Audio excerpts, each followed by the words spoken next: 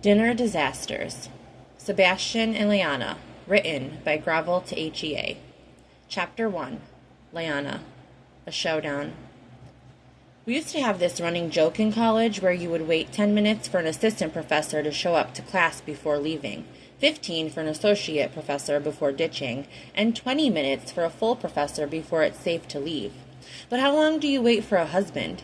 I'd been waiting over an hour for my husband to arrive home to eat the beautiful meal I'd made for us to celebrate the 4th anniversary of the first day we met. Prime rib, smashed potatoes, asparagus, side salad, and a luscious dessert of chocolate lava cake. All of his favorites. I'd never thought to celebrate an anniversary of meeting someone, but that first year when I'd seen how big of a deal he made out of it, I'd made sure to remember the date. Why wouldn't I celebrate the day the world shifted and I met the woman of my dreams? Sebastian had asked. My husband never forgot the date, and always came home with flowers or chocolates, or both, and then we shared a meal and had a couple of hot rounds of naked dessert. But tonight, he hadn't walked through the door at exactly 5:48 like he always did. I'd had dinner ready to be on the table promptly at 6. Now it was 7. I called him again, but he didn't pick up. Since I was getting worried, I finally gave in and tracked his location with the app we had active on each of our phones. I got out of work late many nights, and he liked to be able to track me when I left the hospital. I looked at his location and looked again. What? That couldn't be right. He was at a restaurant not too far from our home. Calling his phone again, I wondered if I'd forgotten some work thing he'd mentioned after hours, but I didn't think I had because the date would have registered. I texted him, but it didn't get read after it was delivered. Then a thought struck me. Maybe he'd mentioned he wanted me to meet him at the restaurant and I'd forgotten. Worried that I'd completely blown it, I grabbed my coat and headed out, snagging the tiny bag from his chair where I'd carefully left it. I was at the restaurant in no time. The hostess smiled at me and I took a shot in the dark. Reservation for Verone? She looked confused for a minute before her face smoothed out, then pointed toward the back. Yes, ma'am, just back there and to the left behind the fireplace.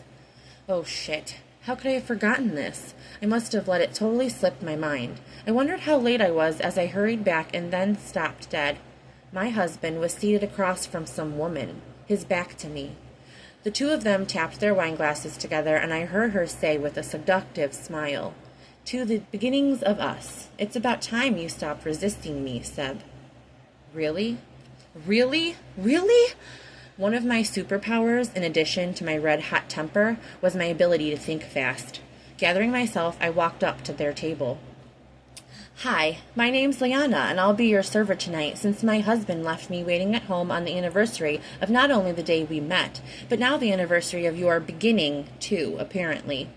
Sebastian's face drained of color, and he started to stand, but I put my hand on his chest and pushed him back down hard. Really hard, because Sebastian was the size of a small mountain. No, please, I don't want to interrupt your new beginning. Enjoy it, because when you get home, you're going to have a huge ending. And here's a little parting gift for you. I tossed the gift bag on his lap. Inside was something he'd been requesting for a while. So I'd bought a pregnancy test kit and put a Post-it note on it. I'm ready to start trying for baby Verone. Then I turned and hurried away, and in seconds, before I even made it to the doors, Sebastian was calling my name from right behind me, telling me to stop. Looking back, I probably shouldn't have picked up a half-empty plate from the nearby table that was about to be bussed and thrown it at Sebastian, but I felt that was a fitting way to celebrate the day we met. Without waiting to see if I connected, I'd stormed out and headed for home, ready for a showdown. I didn't have long to wait at all. Sebastian was right behind me.